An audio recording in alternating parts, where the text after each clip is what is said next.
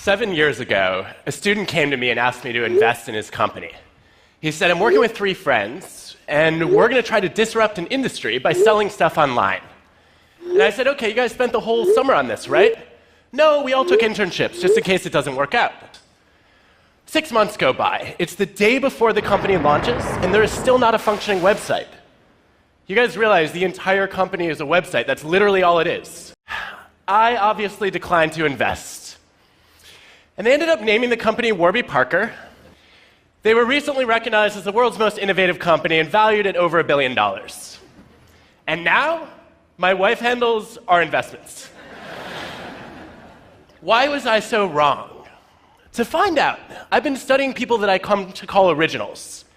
Originals are nonconformists, people who not only have new ideas, but take action to champion them. They're people who stand out and speak up. Originals drive creativity and change in the world. They're the people you want to bet on, and they look nothing like I expected.